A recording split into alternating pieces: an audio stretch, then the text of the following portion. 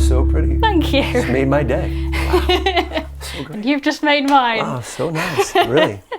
Right, hello. Welcome back to Andertons TV. I'm here with the absolute lovely and legendary Frank Bello of Anthrax. Hello, everybody. How are you? Huge crowd here. My mum's in the audience. As long as Mom's here, I'm good. I don't care. It all works for me. So, Frank. Yes. Thanks for having me first. I have to tell you that. No, thank off the you. bat, Thank you for being here. It was totally worth the journey to come here, because just to be in this room and hang with you and see, just so you know, we've been talking and she's been playing and inspiring me for the stuff she's been playing. It's just, she's got this touch. It's really, really a lot of fun to watch. Thank you. It's just that fun. really means a lot to hear. Yeah. So I think My it's pleasure. always the thing with musicians where you're often your own biggest critic, and when I'm playing, often I'm like, does that actually sound good? And it's very nice to hear that. So thank you, and again, thank you for being here. My pleasure. This is a warm atmosphere. It's good people, and it's just it's like I want my room to be. You know, I should have my room like this. My wife would throw me out, but. Do you want the Andertons yeah, I'll take the logo Andertons. as well? Can I bring that home with me today? It's cool. We'll have to ask Lee. I'll just cut it out. No big deal. Oh, he's not here. He won't know about it. Oh, okay. Well, it'll just be a missing thing right there. Frank took it. Sorry. I couldn't say no. That's it. You take the bass. I'll take no. It's all good. It's a deal. I could. I mean, this is lovely to play. Thank you. Let's talk about this bass for a second. Yes, this is my brand new. do. Would you like to intro it, or should I do it? No, you go for it. This is my brand new Spector signature model bass. I had the player in mind for this bass. Look, I'm just a fan.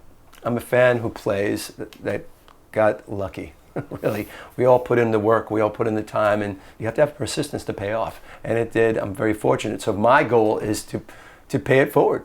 It really is to pay it forward. Younger players like yourself, it's fun. You realize how much fun, how much of a joy that was. Just you started playing even before we started rolling tape. I just enjoyed it, and that's why I asked you to play it again, because it was so beautiful. But thank you. I'm happy to see that this bass is a quality bass. This, just so you guys know, we played this Black Sabbath show the other day. I don't know if maybe you've heard of it or not. Beginning of the end, it was an honor to be asked to do that. Farewell to Black Sabbath and Ozzy Osbourne. It was a wonderful show. We played, Anthrax, my band, played this song called Into the Void. A lot of you probably have heard that song. It's an amazing Black Sabbath song. That bass was on stage for that. That's the exact bass. Just so you know, my signature bass doesn't come with the Black Sabbath sticker. My friend Dave Ellison, you probably know Dave Ellison, gave me that sticker because he had an extra one. I said, I want to make this bass special for this day. So what we did, my tech literally took this bass straight from the box, this box. Right here. So I think it's cool. They put my logo on it. That was nice of them to do that, right? That is cool. awesome. Right? Isn't that nice? I love that. It's just an extra special thing, right? Yeah. So he literally took it out of the box, set it up the right way, as anybody would do. You would take a bass out of the box, as you would do, and it was ready for stage. I wanted to prove to people that the stuff we're putting out, the product that is, that's the straight out of the box bass. That's what you can buy. And it's not a sales thing. For me, it's quality. Yeah. For me, it's about quality and putting a bass, an affordable bass, a quality, affordable bass into the player's hand. Yeah. So when you go into the store, okay, the price isn't bad, but how's the bass? Well, that bass just went on the biggest stage I've ever played in 40-something years. So I wanted to prove it, and you listen to the tapes, because there's a lot of tapes going around of that show. That bass sounded like thunder. I had other big name bass players come up to me after that show and say, what is that bass? And I had to tell them it was my Spector. Very proud of that this bass literally came out of the box and sounded like that and played like that. So if it can play on the biggest stage in my history, I think anybody who's just looking for a good quality bass for a good price can pick this up and be really satisfied with it. Absolutely. Yeah. I mean, I can clearly feel that even now. And like I was saying earlier, I'm not the biggest person in the world. I can handle a large bass. You're mighty. But it doesn't matter. Exactly. You're mighty. That's what matters. Small but mighty. Yeah. But even for me, immediately a comfortable bass. And I know it's easy when you're watching videos to hear people talk about instruments and think they're just saying that because they've been paid to say it or they've been told what to say. I physically could not bring myself to say such nice things about something that I hated. I just don't have it in me. I don't think you have that in you. Yeah. Yeah. So like you were saying, it's not a salesy, it's my genuine opinion of this. Yeah. It's a lovely bass. So for me, it's if you're going to put your name in a guitar or anything for that matter. Look, I've been doing it for a while, right? You make your name up and you try to build it up as a player, as a person that people trust and stuff. Just look, I was you at that age. You know what I mean? So why not pay it forward? Yeah. Why not pay it forward and say, look, this is the way to go. I've tried this. You can try that, but I'm saying at the end of the day, you're going to wind up at this place. Yeah. So what you want, I was that kid in the store. You see the guitars hanging up. I wanted to come down. How does this feel? Oh wow. How much is it? Oh wow. Okay. And it all starts to add up, right? If it's affordable, my thing is keep it affordable. You can gig with. Where else can you get? You can gig anywhere with this bass, pretty much. If you had a gig, you can trust this bass, and it won't disappoint you. I beat the hell out of these basses. Yeah. I mean, not on purpose. It's just the wear and tear. That's what we do when we play live. Anthrax has a pretty lively show. Yeah. It's going through the mill. So I believe in this. I'm really proud of it, and it sounds. You're just playing something completely different than I play, right? Yeah. So I think I have a lot of jazz players that are playing this bass, right? And calling me up about this neck. The first thing people say, and I'm really proud of, if you feel that neck, it's a combination of like a jazz and precision. It's a combination. It's right in the middle of that. Yeah. Not too thin, not too thick. And so it's right in that sweet spot, right? It and is. Look, even with your hands, and I think your hands are fine. Don't worry about it. I get that. But I'm saying I'm double jointed, so I'm all right. Yeah, well, that's good. But what's good about it, you're not struggling. Yeah. You know what I mean? It's an easy play. Absolutely. It's that kind of beautiful neck, and it's got, we know about the nut here, the brass nuts. It's for sustain. Those are my signature EMG pickups. I don't know if you guys know EMGs, right? Just for the young players that don't know, I'm saying, I know for you guys, the bass players out there, they know. But these are my signature bass pickups, EMG. I'm really proud of. A lot of punch in those. We have alderwood, which is a warm, vibrant, but not too heavy. I was going to say, I was literally just starting to pick it up. Well, here's what you're going to do after a while. You'll get, in your later years, you're going to say, maybe I shouldn't have had all those heavy basses in those days. Yeah, because you're back. Well, funnily enough, I've actually got scoliosis. I've got like a 43-degree curve. So I'm already at that point where I'm like, maybe I do need to start playing some lighter basses. There you go. But you don't lose anything in this. That's the great thing about this alderwood. You don't lose anything. It feels like it could be a heavy bass. When you hear it, it's like, my God. But it's not heavy at all. And we have the maple neck for the brightness, and it pops. This pops out really nice. Now, there's a story behind the purple. I wanted to ask you about that, actually, because the finish is called Tina Rose. Is that right? Yeah. I grew up in a family of women. When my dad took off, the powerful women in my life, my mom, my grandmother, my aunt, they took over and really raised me the right way, right? And my mom, who passed 2 years now, God, sorry, 2 years, and my grandmother passed a little while before that in a row. So these are the two women strong people in my life that gave me the freedom to play. So they said, Frank, go do what you want to do. If you want to do this, do it. So for me, this color, it was their favorite color, purple. So for me, it's a tribute to them, and it's like every time I look at this, I think of them. Whatever stage I'm on, even at the Black Sabbath show, the biggest show I've ever played in my life, I felt my mother and my grandmother were with me on this show, because that was a little bit of nerve-wracking. It was a bit, to be honest, I don't get nervous, but for that show, I was playing Geezer Butler's bass line. Everybo's a million cameras on me, 5 million people watching around the world. You better get those notes right, Frank. So I was I was focused, because this brought me back. Yeah. This brought me back. Everything's okay, right? And it really brought it home for me. So if you're asking about the purple, why is it so vibrant? It was the most vibrant thing in that stadium. That I guess was the biggest color, purple. It's for that reason, because that's more important to me than anything. Of course, And so it brings you back home, and don't forget where you came from. Yeah. It really brings you back to that point. Like, no matter what success you have in your life, don't forget where you came from. Right? Definitely. Makes sense. That's amazing. Oh, thanks. I mean, I was going to ask you actually about the Black Sabbath gig. Hit me up. For you, I can imagine Like the temptation when you see all these bigger bands is to say, oh, it's another night in the office for them. I can imagine that was definitely not the case. No, and I'll tell you why. Black Sabbath, retiring right off the bat, you're flying from anywhere you are in the world. If they ask you to be part of this, you're going to get there. It doesn't matter. So as soon as we heard we got an invite, I said it was an honor. It's still an honor just to be. We're talking about it now, right? And we were on the last Black Sabbath show, last Ozzy show. These are the people that started it all. Yeah. I wouldn't be here if Black Sabbath wasn't here. Again, don't forget where you came from, right? So for me, it wasn't a goodbye. This was saying thank you. It was saying thank you to Black Sabbath. Thank you for creating the path that I was looking for in my life. Black Sabbath had this heavy riff thing that somehow satisfied this angst I had in my gut that made me feel better, that all us metalheads and just rock people in general feel that, why does this make me feel better? And it really does. For whatever reason that is, as long as it gets you there. So for me, it was a thank you for showing me the way in my life. And look, I'm 40 years in of playing music. It's still going, and I still listen to Black Sabbath. I still love Black Sabbath. I'm still friends with Black Sabbath. It's one of those things that I'll never forget, and I'm still on a high. I don't know if you guys can tell right now. I'm absolutely still on a high because of the enormity of it all. It was so massive, let alone the cameras and stuff like that. The crowd was incredible. It was crazy.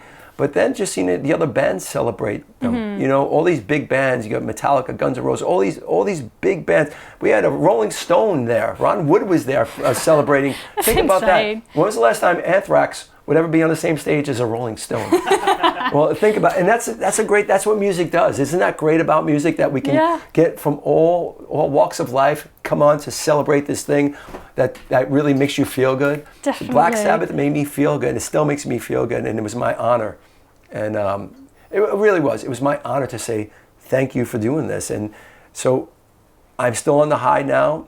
I mean, did you see the song? We did the song called, we did these jam groups. Did you see any of that jam group stuff? I've seen some of them, yeah. So they did an all-star jam group, and we did this song, a couple of us, called Changes. Did you see that? A lot of I think it's going viral now, that video now, right? It's crazy. But Youngblood, I didn't even know him before this, and we became fast friends, obviously. And he took that. It was me, Nuno, and from Sleepwalking 2, you know, awesome people, great musicians. So, and that whole crowd, that feeling I had from that, showing love to Black Sabbath and that song, I was, if you look at me, I was swelling, I was welling up, and this is so real. Yeah. This is so real. It was just a really nice send-off. And I just think that by the end of the night, it was just such a nice, completed feeling that everybody did the best they could, and I think it really went off well.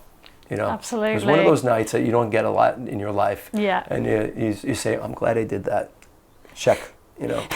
Yeah. I can totally understand that. Bucket list thing, you know, and just to see them say goodnight, it was very special. Yeah.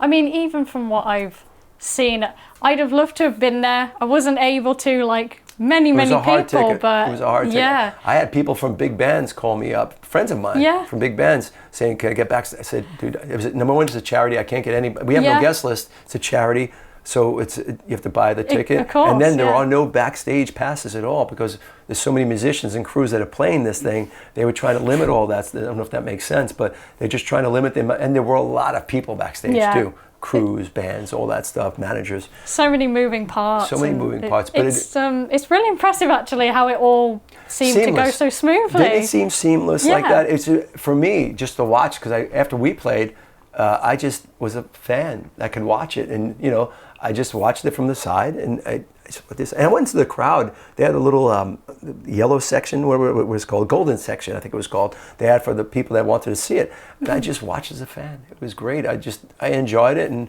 I was cheering like everybody else. In fact, while Sabbath was on, at the front of the soundboard had this little lift thing that we all stood on. And do you know Randy from Lamb of God? Yeah. Randy Blythe, a friend of mine.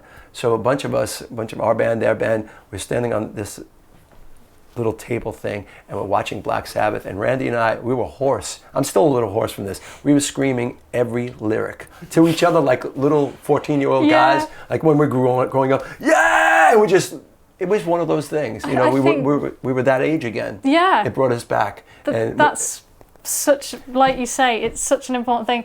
One of the main things for music with me is just, it's a moment in time. It's like someone's written a song, you can listen to it and it just immedially takes you back. I love it. It brings you somewhere else. Say you're having that's what's great. You know, I think people forget, and you don't do this, I know what you do. They forget it's playing music, right? It's not working music, right? Music takes you away. It's an outlet. That's why I think it's so important for the young people, everybody in general, but especially young people with all this stuff that's going on in their life, with all this angst.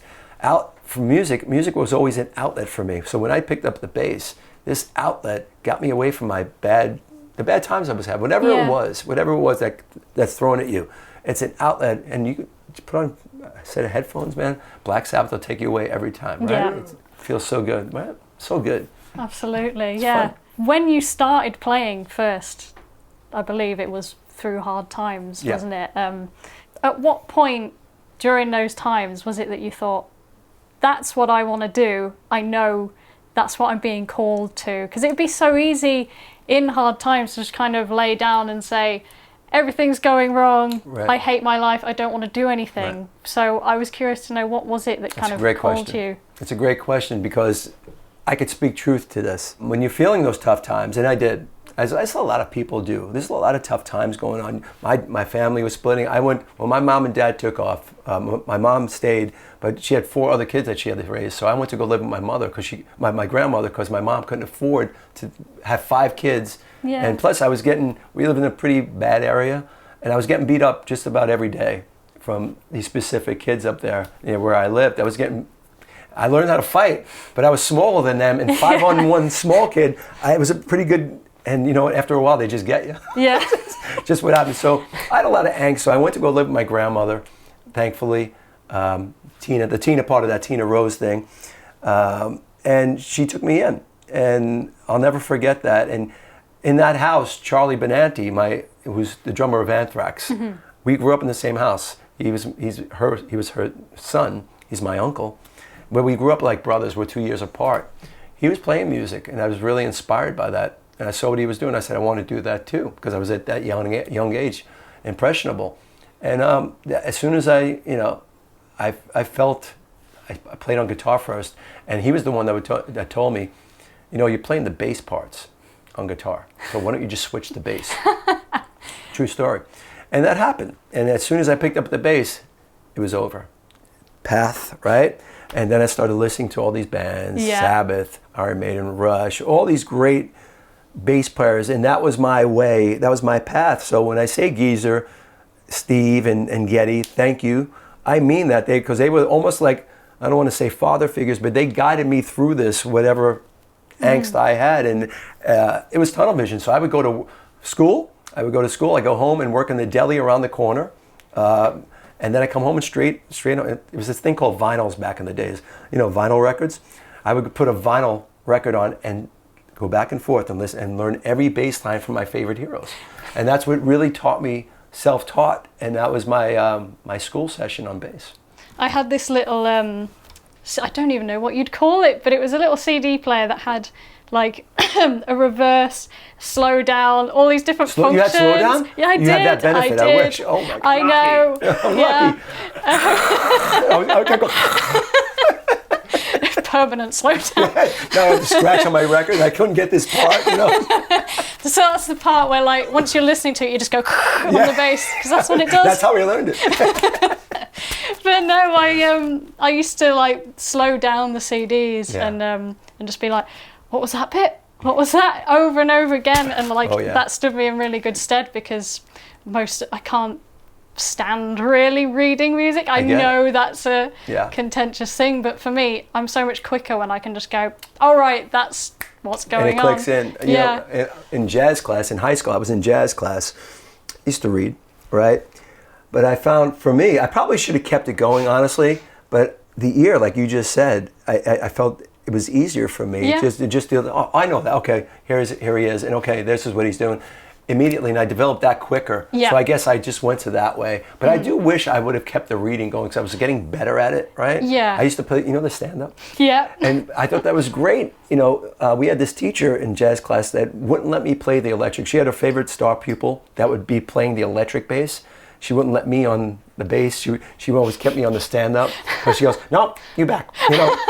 Okay, sorry. So I'd be the guy in the back. Okay, all right, But I tell you, it did really get my extension great. It really, because you really have to stretch out on that, But I thought it was a great learning device for me. So when I could get it on a regular bass, and believe me, before class, me and my friend, do you know John Tempesta, plays for the Cult? So we grew up in high school together. Oh, no We were in way. the same jazz class. So what we would do, we would go to this jazz class earlier, like a half an hour earlier. We used to cut out to our last class. And get into jazz class earlier so we can plug in and play Iron Maiden and Sabbath songs. So when the teacher came in, there'd be a group of metalheads headbanging to me and John playing, jamming Sabbath and all this great stuff, Maiden, Priest, and you'd see her, she'd separate the crowd and pull the plug out of the amp and pull the sticks out of his hands. She goes, out to the principal's office. It was so great, but I love her. I think she's passed, but she was, it was a great time. It was a great learning time. Yeah, right? great memory as well. Great memories, and that's why I say when I see younger people do this, I really have a good time with it because I know you're right there.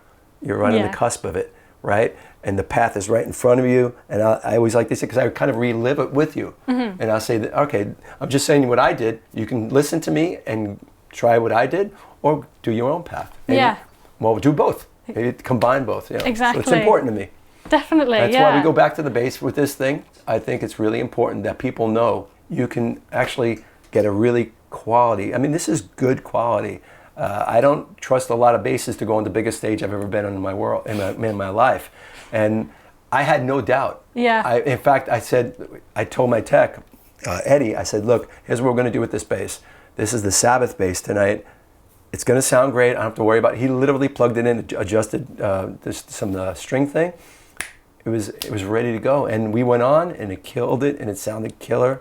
And if you hear the Sabbath song that we played, Into the Void, that's that bass. I'm very proud to say that that's the same bass anybody out there can get from Spector. Yeah. It's that easy. So that's proof in the pudding. That is testament, isn't it, really? It's testament. I just want to let you know, I put my money where my mouth is, so it makes sense. I mean, rightfully so. Yeah. But for me, I love this bass. Yeah, thank you. So I really appreciate it's mine now, right? Yeah, take it. And you know what, the thing on the back, I like this, just so you guys know, on the back we have this logo thing. It's the same thing as this.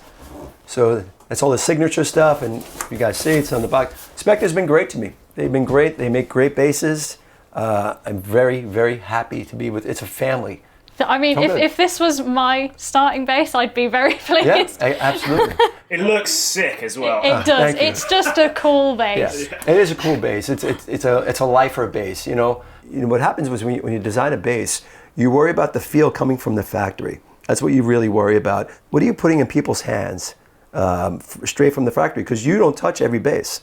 So you're worried, and I'm one of those anal guys who needs to know it's my name, dude. Yeah. Make sure this stuff is right, and we've sold a lot of these already. So I'm pretty happy that the feedback is really great on it. So I'm pretty happy from the box to the hands is a really it's a really seamless kind of thing right now. So I sound like a proud father right now, but.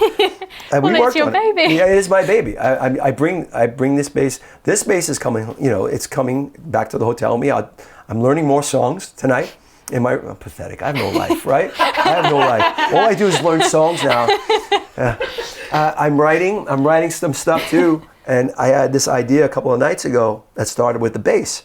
So this is absolutely, that's what we do though, right? Yeah. That's what we do. We get inspired, right? Something you do, like that thing you just played a little while ago, that's going to inspire me because it was soft and it was harmonic. Mm-hmm. Why not? Yeah. It'll go into the sponge. We all have sponges, and we'll make it something from our own, and it'll come out of us. And we pass each other, Yeah. We pass through each other. That's the whole thing. We have that combine, I was going to ask you actually a few things about being inspired. I was curious to know, outside of music, do you find that your main inspiration comes from just other music, or is it kind of life itself inspires you? Not necessarily just things that happen, but also, like for me, I'll find that even I'll go outside and hear the birds or look at the view and be like, wow, that's inspiring to me. Or I'll play a video game and be like, I'm going to write a song about this character. Or that's a great point, because it does, again, we're all sponges, right? Yeah. We absorb whatever comes out of us, and that's what's art. It's art, right? Yeah. Songwriters, that does all the time. Everything inspires me. This Black Sabbath thing that we did, the feeling that I have is so filled with emotion right now. Coming here today, talk to a young player like you, female power. Yeah. It's very important. We talked about this before. You guys weren't here yet, but we talked about. I grew up with strong women in my house, so it's very important to me that I pay it forward, especially for female players to come up and rise. And why not? Why exactly, and that's what it comes down to. Yeah. So if I can inspire anybody, female, male, it doesn't matter. It's really important to me to get that next generation going of players. Yeah. Of players, and and you're doing that with you do already, which is awesome.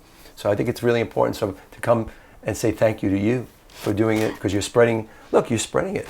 It's really important. We were both doing the same thing. You're doing it on a different level, which I think is great. You're in the front line. You're really you're on the front line, and I think you need support from that. And if I can come and support you and tell you something that'll make your day, yes, Thank you. This is the old road dog, coming to the. But I mean, that means a lot, not just to me, but to anyone, because, like you say, it is the front line, and it's a completely different world now to what it was, and in a way, you're more connected with more people than you ever have been, but at the same time less connected. Yeah. And one of the things I find is, like, so many people online, it's so easy when people post things to dehumanize them. Absolutely. And so I think if you're someone like me who's quite sensitive, which I think a lot of musicians are, I think that's...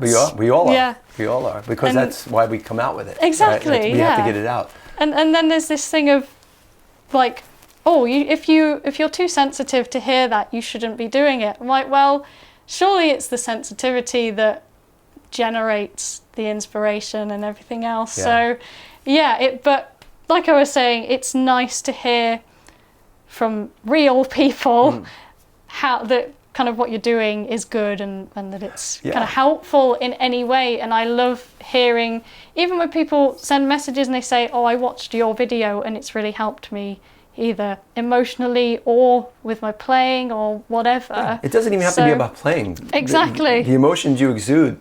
Look, if you can connect with anybody that's having a bad time in their life, right? It has nothing to do with bass, right? Yeah. What you put out there is positive. Yeah. And you say, yes, I'm doing this. I have my bad days. You have your bad days. You know what? This is what makes us feel better. Maybe you could take something from us. This is how we do it. Maybe you can try that, and maybe it'll make you feel better in your day, or not. But you have to try. The whole thing is just staying on the positive tip, because there's too much negativity out there, and I'm tired of it. So music has been really good to us. That's the way I look at it. So why not keep spreading the love? And the rest of it's all nonsense. It's really, at the end of the day, it's all nonsense. There's no time for the negative stuff. It's like, we're here for this amount of time on the earth. Mm-hmm. And I'm not preaching. I'm just showing you what I've been through. You better start enjoying it, man, because tomorrow it's another day, Yeah. So got to remember that. So just enjoy the day. Absolutely. Yeah. Kind of on a similar topic, actually. Yeah. Some things I've heard you talk about in other interviews, actually. Someone asked you what you find most inspiring about music, and your answer was learning new things. Yeah. Which, absolutely, again, I can relate to, but I was kind of wondering, is there anything you've learned recently that's really kind of lit the fire again, or like what's been inspiring to you in particular recently? Recently, because I've been learning so many Black Sabbath songs, what you do, and I love it, but it isn't like a retraining for me, and it brought me back to where I started. That's, I'll show you something on the Black Sabbath stuff. As easy as this.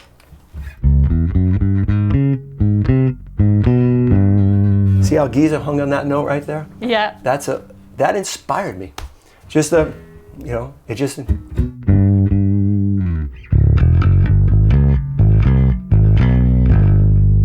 He hung on that note, and that not only did it resonate on the bass, but it resonated with me. And it brought me back to when I was young, and I was going through the records, vinyl we were talking about. It was such a pleasure, and it just showed me how he complemented what Tony was doing on bass, and how they made this magic together. That note, I don't know why it stuck with me, but you asked me something I played recently. As I was relearning that song, and what's great about relearning song, it's not from scratch. You kind of go back and you say, I just got to refresh myself. Yeah. And I just remember, it's just that note that really got me, man. I was like, wow, okay, he's vibrating with Tony, and it's just one of those things that made me want to play more. That note made me want to go deeper into the Sabbath catalog. It's just the Sabbath catalog is so vast. There's so many great bass parts because so much jazz stuff going on with him. Yeah. And yet, it's just so much fun. And, you go down that rabbit hole, and I was in the rabbit hole. Yeah. And so recently, it's funny you brought that question up because it got me totally. And then, that whole thing is so good, man. Yeah. And then Geezer on the introductory. This is probably too nerdish for you guys. I'm sorry. I'll go there. No, I love it. Yeah. Okay. So before the vocals start again, he does 2. He'll go the open. He'll splash the E. He'll splash that or whatever note, a C sharp. He'll splash it for the first 2, and then the vocals he'll just go straight. He'll just go back and forth. It's so much fun. It's like a puzzle. You know what I mean? Yeah. When you're learning a song, it's like a puzzle. Yeah. And the pieces of Geezer's puzzle are always exciting and keep you thinking. They always make you think, like, what is he doing next? Oh, he's doing that there. Okay, and that piece of the puzzle, and that piece of and when you finally realize you're done with the puzzle, there's no more satisfying feeling than that, right? It's like, yes. I know exactly what you mean. You know what I mean? Yeah. I think a lot of players out there would probably feel the same. Yeah. Once you finish learning one of your heroes' songs, and it's like, wow, okay, that puzzle was great. I want to do another puzzle now. Yeah. For that one, it took me a little time. I'll say I'm going to take a day off, and then I'm going to go back and then dive right back into the rabbit hole. So yeah, I'd rather you play this than me. Thank you. I was going to say, you were talking about puzzle actually. Yeah.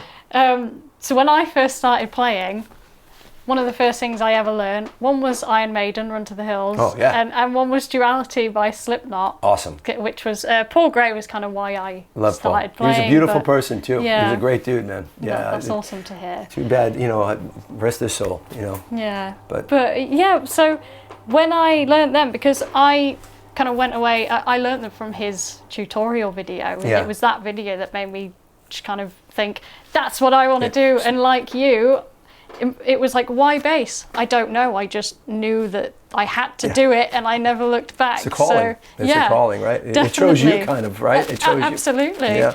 And then, I remember that feeling when I first learned that first song, and it was, this is like a new language that I've learned, and it all makes sense now. So, and it was like a puzzle coming together. Yeah. And every time I learn something new now, I get that same feeling. So I mean, even after all these years of doing it, I still get that same.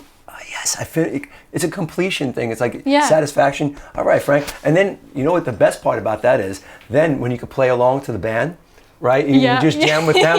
All of a sudden, I'm jamming to Black Sabbath. I'm jamming with Black Sabbath in my room.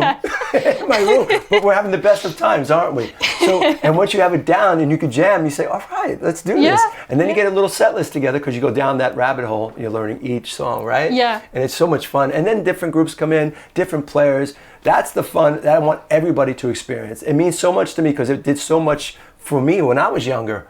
Right, it took my time up, number one, right, and it was very creative. It was a creative time in my life where I didn't go out and think about drugs or anything like that because drugs would stand. Look, I'm no angel, but I'm just saying, drugs would stand in the way of me getting to where I wanted to get, and that's what I always thought. So this path that they showed me, right, it just that would waste time. I couldn't. How am I going to learn the next Geezer Bud line if I'm crying? Right? If I'm wrecked, I can't do anything. You know, so it made sense. So for me, it made because we're looking. You know, when you're young, you're impressionable. Yeah. And there's a lot of different decisions you have to make.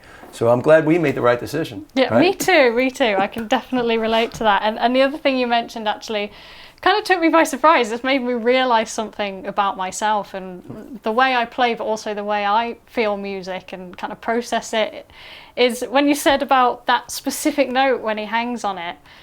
That's so cool to me to hear you say that, because for me, it's like still those same pinpoint things where you don't know why it sticks out to you. It just makes you feel something, and it can be the most kind of even inconsequential thing that maybe they didn't even think about, but I've never kind of I've always felt it, so I've never really consciously thought about it. We just put it out there just now. Exactly. But it is something we both feel though, right? It's something that it triggers something in us to inspire us to do more. Yeah. Whatever that is. Yeah. And that's a good thing. So even if Geezer he probably did mean to do that because he's so good. It's something like that that makes me want to play more bass. Yeah. Right? It makes me want to get better and learn more and whatever. And hopefully something I do in one of my recordings will have that same feeling to somebody and inspire them. You know, it's pay it forward. And you'll create something from your thing, and you'll do something really cool, and somebody will be inspired from you. Yeah. And that's the way it should work, right? Because we're all handing it down and bouncing off of each other, and our sponges are absorbing. And do I sound too crazy now? No. Sorry, I'm just so into this. You know, it's rare that you can talk to somebody about this kind of stuff. So I appreciate it. No, it's nice because we're on the same page, and I really appreciate that.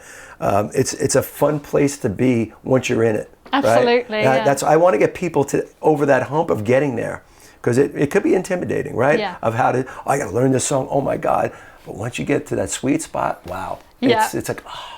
You know, that's the joy of it all. And, definitely, and to me, I see it as kind of a family tree where it's you've been inspired by this person who's been inspired by that person. It's like I just love the connection of it all. We are, and now you and I are connected with it. Yeah. There's no doubt, because now I know how you feel and how you do that stuff. I don't think anybody's better because who's had success, who doesn't have success. We're all just players. Yeah. You put the time in, you get better. Period. Right? You put the time in, you get better. I'm certainly not the best bass player, but I'm okay, right? I said every musician ever. I just love to play, but there is love and this passion, and that will lead me through to get better. And look, we're all just students. We're learning. Well, I'm still learning today, you know, and I will keep learning till I die. Mm-hmm. There's no reason. Nobody's the best. Nobody's the best. We just are all students. We're going to keep. I'm learning something from you today. You know, maybe somebody's going to learn something from us today. And that's how it keeps going. We're in this little pool. Yeah, it's really important to keep doing it and keep pushing it out there.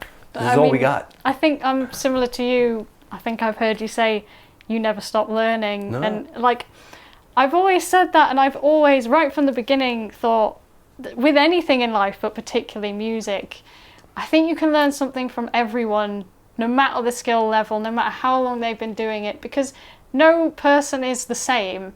Someone's always going to be coming at something from a different angle, and even sometimes I've got nieces and nephews, and they say things where I'm like, do you know what? I never thought of it like that. And different perspective. Yeah, right? And I've played with complete beginner musicians, and I've learned things from them, and I think that's another thing I love. It's just that constant back and forth of connecting with people, and it just keeps the whole thing alive. And I love it. And flowing. Flowing. You know, it's funny. I do a lot of bass clinics around the world. We do them. And hopefully some of the Andertons one day.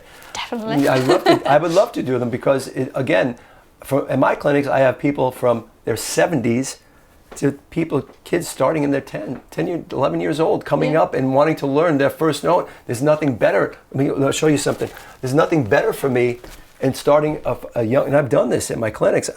You bring them up on stage. Here's the glory of it all right here. Here's the best part of all this. Seeing a person, I said, you never played before? Come up here. You put your bass on them, right? Right away the face is like, right? There's nothing better than that, right? Seeing that glow that's their feeling. I mean, it's everything. It fills your heart. It's great. Yeah. The first thing you want to do, I put my hand and I said, all right, hold the neck like this, and you start with the open note. and they made music just now, right? And then I take them through a couple of notes. You know, we would go up the scale, and for that look of satisfaction we were just talking about, right then and there, they have that little taste of what we were just talking about. Yeah. And that's when, and then you're setting them off to be a lifelong player. That's all it takes. That's all. You lit the fuse, right? You lit the fuse, and now it's up to you. Yeah. Right? And we do that at my clinics all the time, and there's nothing better than that, and then I get emails and stuff about how they started with my clinics, and now they're in a band. Come on. And then they give me the demo of their band. Yes. Yeah, and that's, I love that. You know, and that's what it's about. I mean, I love as well, like, even just the act of giving them your bass, I think is so important on a psychological level, because it puts you on a level with them. And because I am. Exactly, you know, I don't feel like I'm an above level. Yeah. I'm just a player. And for me, I was you. Yeah. I was you at that age. And if I had somebody do that to me, I would have been in my glory. Yeah. And it would have inspired me even more. But why not kickstart it? Exactly. Kickstart it and say, all right, this is a real bass. Yeah. This is a professional bass. You can do this. So you're just playing with me just now. You were just playing some notes. You can do it. Exactly. And you set him off. He's thinking, the wheels are spinning. Wow. All of a sudden, I can do. You put in a positive thing in his head. All of a sudden, he's rising. Yeah. It's all good. Or her. Doesn't matter. Exactly. Yeah. Or her. It doesn't matter. I've always been like of the mindset of, or I think this is what kind of pushed me, because when I started playing, I just really took to it. Yeah. And so many people say, oh, I wish I could do that. I'm like, but you can. And the only reason, the way I approached it was, okay, this person's been playing for years, they're in a really big band, but so what? They can do it, which means it's physically possible for it to be done, which means there's no reason I can't do it. And Of course and you I can. think music is as much of a mindset as it is anything Absolutely. else. So yeah, You know what? Like I say with this stuff, I got lucky. I understand, but there was a lot of work involved with that luck, right? Yeah. You have to make your own luck, right? At that time. So you put the hours in, put the practice in. You can't just say, I'll do it later. No. For me, it was like, my bass is waiting there for me. I would sit, if I was watching telly, I would just be doing scales and getting my speed up, just keep playing. Meanwhile, I'm playing for hours. Yeah. And you don't realize it. And all of a sudden, your fingers are getting stronger. Your speed's getting up there. You Yeah. know, it's all working because you put the time in. The bass wasn't in the corner. It was with you. Yeah. So this is my companion. It's always been my companion. It's my go-to. It's like if I'm bored, if I'm in a bad mood, guess what I'm picking up? A guitar or a bass, and I'm getting out of that zone. And all of a sudden, a half an hour later, I'm good to go. Yeah. Right? And maybe you write a good song during that, right? It's exactly. It's limitless. Yeah. That's the important part. It's limitless. You can do whatever you want. I also used to do the same thing, just sitting, even during the adverts, just mute the TV and just kind of play and just copy it as well. Obviously works. Exactly, that's the tried and tested method. But these are all little tricks of the trade. Like we saw, I can't do that tedious stuff. Yeah, you can. Yeah, just don't think about it. You don't think. If you don't think and just do, and all of a sudden you become comfortable. Yeah. Comfortable with it. And all of a sudden you're getting your speed, you're getting your finger work up, your strength is coming up in your fingers. How'd I get that? Well, you were just playing for hours. Did you realize that? You didn't realize you were playing all those hours. Yeah. Instead of just wasting the mindless time and your phone, whatever it is, keep your hands working, and that's it's really important. Definitely. Because I was going to say, like, you started off playing fingerstyle, is that right? Yeah. I mean, it always got me, I always felt like that. My favorite players, Geezer, Steve Harris, and Geddy, were finger players. I just like and this may sound weird because I also play with a pick and I love the pick, but fingers just feel like it's an extension of me. Yeah. Right? Does that make sense to you? Yeah, definitely. Yeah. It feels like that it's an extension of me directly to the string, to the bass, and out there. Yeah. So you're getting from within, whatever your soul, whatever you want to call it, it's coming straight from my hands to the bass to you. It's coming right out. I always felt like that. I feel exactly the same way. So that's cool. Yeah. It's awesome. I'm happy about that. It's very cool. I know. Yeah. But yeah, very so similar. that's really cool to hear it, because there was a couple of things actually that you were mentioning that made me think about this, and one of them, I was curious, like stamina wise, obviously metal and fingerstyle can be a bit intimidating, can be a bit kind of fatiguing, and I wondered if you initially had fatigue, or if it was just something that, because you were playing so much, did you just naturally fall into place? As you know, because you know this and you do this, it's about the word repetition. Yeah. Repetition is key. It's all about you have muscles. It's going to the gym, right? You want to be fat? You want to be fat? You want to be skinny? You want to work it out? I'm a yoga guy, so I need this in my head. I need to have a space that way. But the same thing, I'll show you. What I would do, and you probably did the same thing in your house, right? This would be me. For my favorite movie, I'm watching a game or something like that in sports, like you build up your speed, right? I do this at my clinics and stuff and show people how I did it. And you can do this too. 1, 2, 1, 2. You build up your speed day after, right? And that's it. Yeah. All of a sudden you're fast. You keep building up your speed, getting your finger work down on this side, and you start the scales. And again, you don't realize it. All of a sudden, you're at a place where you're comfortable, and that'll inspire you. That'll inspire you because you did that work without even knowing it. Yeah. And all of a sudden, you're getting it, and that'll keep you going to the next day, and you want to learn more. That's Absolutely. what it's an addiction, isn't it? Yeah, it really becomes is. an addiction. Yeah. A good addiction though. It's a very positive, good addiction. And what happens is after a while you get so confident in yourself where I got to go back to it now. I'm going to go to a movie. No, I'm going to stay in and play. That was me. Yeah. That was it. My friends would go out on Friday nights. They used to get paid. I worked in a deli in the Bronx. They used to go out on Friday nights and ask me, hey, we're going to go to this club tonight. Want to go out? And meanwhile, they drink and party. And you do your thing, dude. And they would be mad at me because I wouldn't go because the new Rush album came out. Yeah. And what am I doing tonight? And that would be it. I'd be learning, and that was my passion, right? Yeah. And I don't think, and the little kid in me still has that passion. I don't think you ever lose that. Yeah. And we're lucky enough to have that. That's the drive. And I'll keep it forever. Look, there's no reason to stop now. Yeah, exactly. So I truly enjoy it. I enjoy what we're doing here. I enjoy playing the sounds that you have coming out of there. This is, again, I'll be inspired tonight. I'll be looking at these amps, by the way, and what I'm going to be... I look at them every time I'm here. I'm going to be looking at these amps and what's sounding good. This is awesome. It's a great display. But yeah, this is all one. Look how lucky we are. I know. I'm in the UK right now, talking to a great musician. And I'm not kissing up. You put in the time. You put in the time. So you deserve that. Thank you. And you can tell when someone's being genuine. And I can't not be genuine. Yeah, So me neither. I'm a New York guy. So it is what it is. I just enjoy this and talking to real players and really getting it. You got some stuff that I don't usually talk about, but you got it and you took it and you went with it. It was really cool, like the notes and stuff. Oh, all right, cool, all right. She's going with it, so I appreciate that. Oh, no, thank you. But I honestly, there's so many things I could ask you. I could keep you here all day. I'm here. Won't, if you have any other questions that are burning, because we can edit this stuff out I too. have loads. Yeah. But like out of interest with the learning to play fingerstyle, obviously I saw that video of Paul Gray, just stumbled upon it. He was a pick player. Yeah. I somehow didn't even see that he used a pick. I didn't know what a pick was. I didn't even know what a bass was. Yeah. And but when I first picked up the bass, I learned duality from his video, but I learned it fingerstyle. Right. And I can remember learning it thinking, wow, that's really fast. I wonder how he did that. Somehow not seeing. But looking back, like it would have been easy to go, oh, that was stupid, I did it wrong.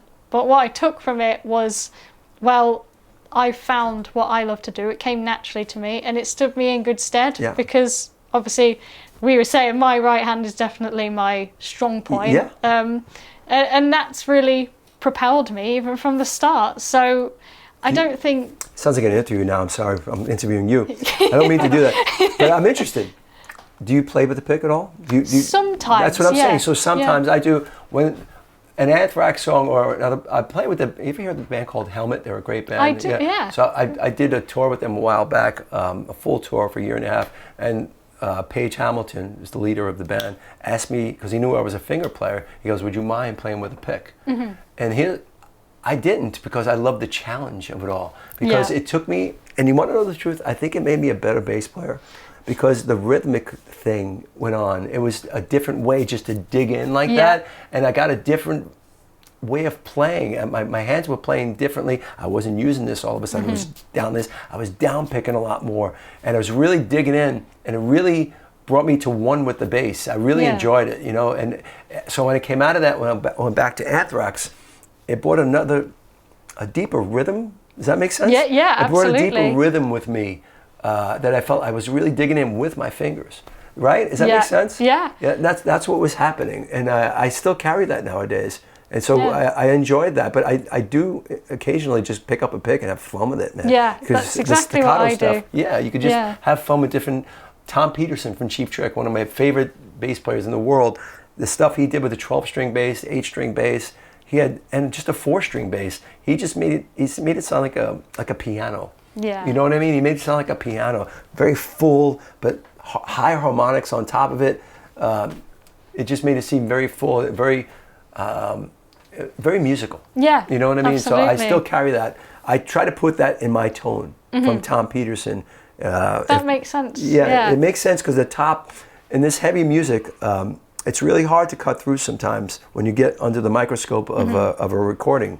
So what I always tried to do, this is from years back with Eddie Kramer, the producer Eddie Kramer. Yeah. What we tried to do is cut through the big thick kick drum, and the big rhythm guitar on top. We had to find the frequency that was in the middle, So you're still heard, but you don't want to take over the song, but at least you're heard and you're not mushing in with the bass drum and you're just lost. So we found that's right, that piano tone kind of, so it really made sense to me. Okay, that piano tone, it's not too toppy, but it's toppy enough where you're going to be heard, and it'll help. You don't want to lose it and not help the song. You want to help the song, so that's what we did. Yeah, it's interesting you describe it like that, actually, because I felt similar. Like, one of my biggest bass loves is Justin Chancellor, obviously. He's awesome. A pick player. He's awesome. Great sounds coming out of that, man. So good. In fact, it's his stuff that's kind of got me to grips with using a pick. Totally, but yep. When inspiring. Totally exactly, inspiring. yeah. And when I hear him play, like, his bass tone, I've always described it as, it reminds me of a bell or something, just the way it rings, and it's got such a depth, but it's so powerful. It's powerful. It's like a freight train. It's like a freight train. It really is. It's in your face. It's like a truck that's going to hit you. It's like, wow, that's powerful. Yeah. And it's so good for the music, and he's great. He's a great bass player. Absolutely. But as I mean, even listening to your playing, thank you. Especially like the fingerstyle stuff, as a fingerstyle player myself mainly, I love hearing bass players, particularly in metal or heavy music, where they do play with their fingers, because nothing wrong with either, but there's such a specific power and feeling behind fingerstyle playing. I agree. That's why I'm turned on to it. It's something. It's a natural thing. I don't think I could turn back. I wouldn't go all to the pick. It doesn't. For me, it'd always be my fingers as long as I'm able to do it. Right. It's a natural connection I have with it, and whatever that is, I'm not going to question it. I'm very fortunate to have that. Yeah. We're lucky enough to have that, Absolutely. So it's smart. Sort of going back to what we were saying is, inspiration wise, like for you, do you find that music is something that is kind of always self-regenerating, or do you find that you have to sometimes step away and come back with a fresh mind? Repetitive. Right? Yeah. You can get repetitive, and sometimes you got to take that step back, and everything's starting to sound the same. Everybody's doing the same thing. So I think it's better to just take a step back, maybe listen to where you came from. Yeah. And revisit, right? Do you ever do this? I do. And revisit where you came from. Yeah. And say, how did this all start? Right? What made me feel like that? And this way you get back in that zone. All of a sudden, you come out and you have a fresh head with that with you. You bring in that with you from where you came from. And for whatever reason, that magic comes back, and sometimes that's where the best song comes from, right? Absolutely. And that's what I do. I just take the step back, get a break from it, because sometimes when it's repetitive, get away from it, get yourself out of it, get in your different head. Yeah. Sometimes I'll listen to some stuff I grew up on. Oh, wow, okay, that's where I am. Yeah. That's what I'm made of, right? Boom, right back in. Exactly what I do as well. So it's nice to hear, because I think there's so much pressure sometimes where people are like, oh, if you're not playing constantly through everything, then you're not a real musician. But I don't think there's anything wrong with kind of looking after this and letting it breathe and kind of coming back. No, truth be told, when I come off a tour, I don't play bass for at least a week. Yeah. Because, look, this not disrespecting, you're still a human being.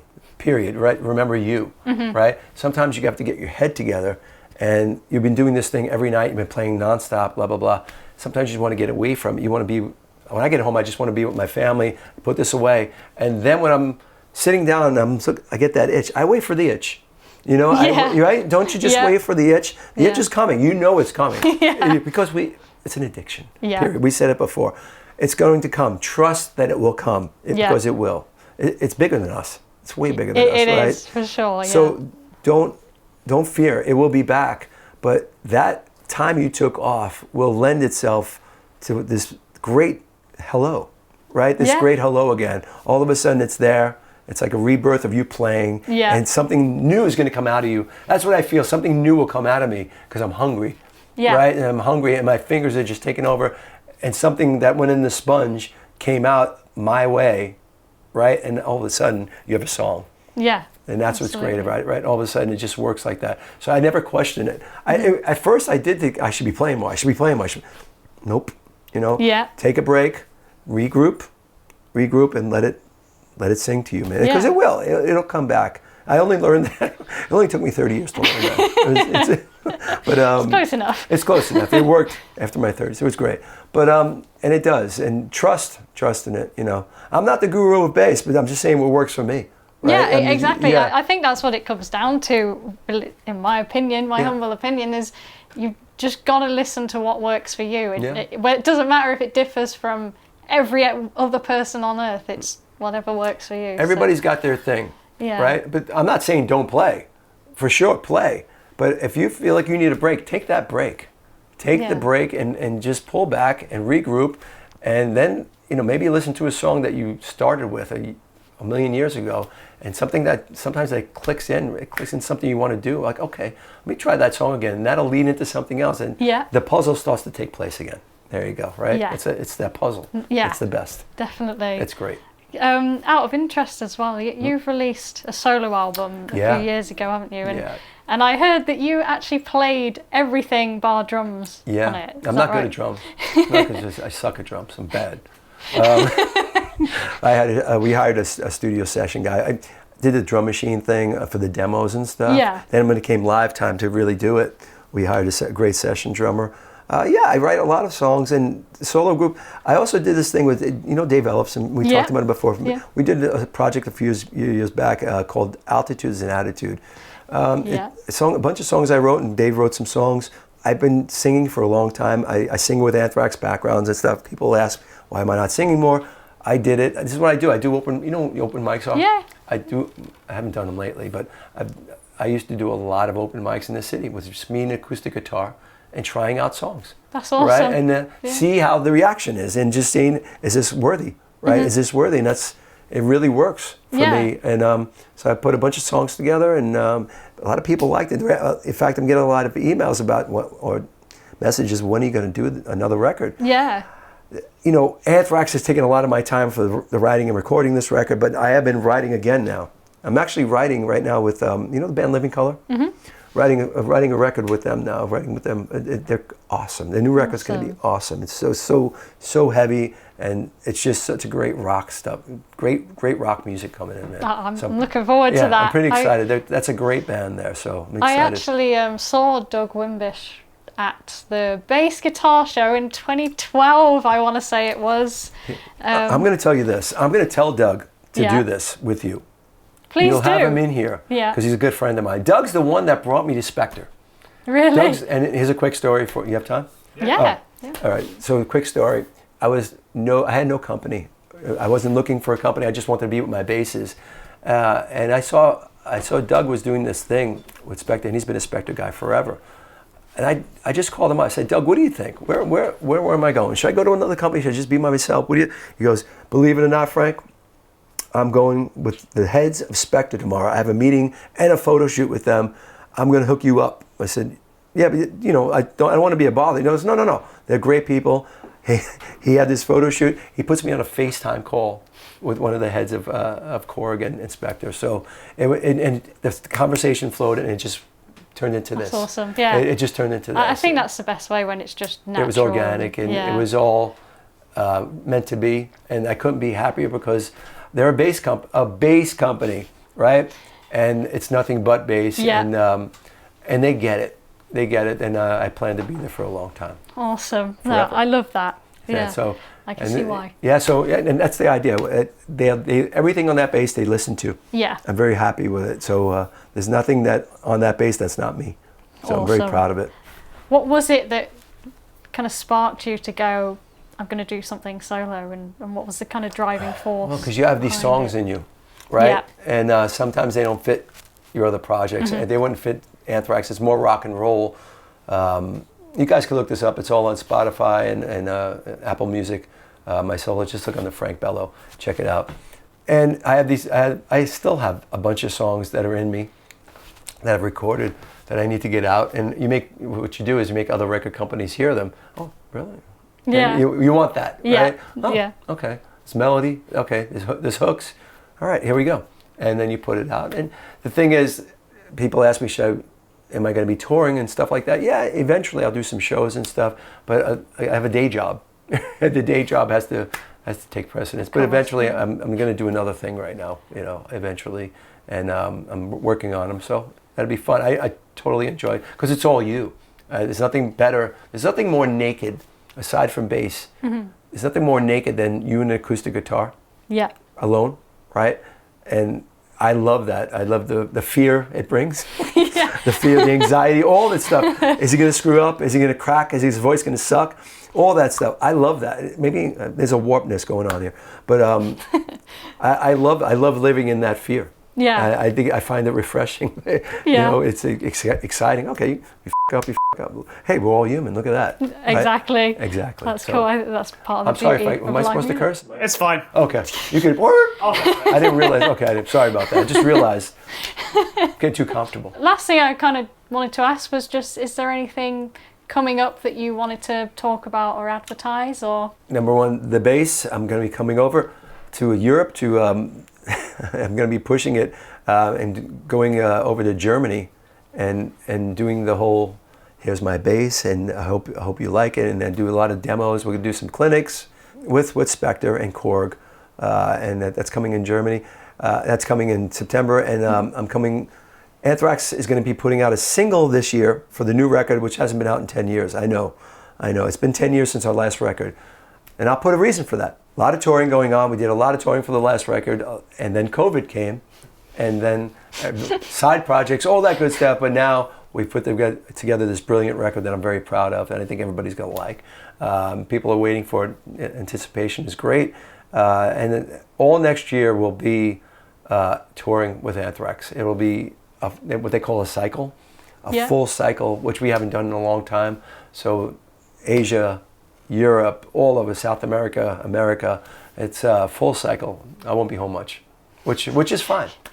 And I will have this bass with me. Thank you so much for doing this. It's been great. It's been an absolute pleasure. In a weird kind of a way, at least for me, it almost feels like talking to an old friend. Yeah, I feel like I know you. Yeah, I know. It's weird because we're so comfortable. Almost, it's weird because there was no quietness. We just kept talking over each other, which is great. I love that. That's how comfortable you get. But it was a great back and forth. Also, you kind of knew what I was going to say before I said it, because like that playing thing. Yeah. I was like, wow, she's got it, and it clicked in my head. So it's nice to see that in a younger person. Yeah. It's really a lot of fun. So again, the torch is being passed. I like this, and we're spreading it. Yes, girl power. Let's do this. Awesome. And I can also reveal to you that I've never ever done an interview before. So this is your first interview? It is, and I've been. Congratulations! This was great. I've never done one either. It's crazy. So, this has been great. Really wonderful work. Really great job. Thank you. Well, you should do this more often. Thanks for making it enjoyable. You've definitely, on something else, you've made me want to start doing this more. So, well, here we go. Another career. Girl power. Yes. Very cool. Subscribe. Awesome. Like and subscribe. There you go. We're giving away things. You put it right here. Here, can you put the lettering right down here? Subscribe here, and go to @TheFrankBello here, right? We'll do the whole thing. I didn't know this was your first time. Oh my God. Well, I didn't want to tell you in case it made you nervous or like. No.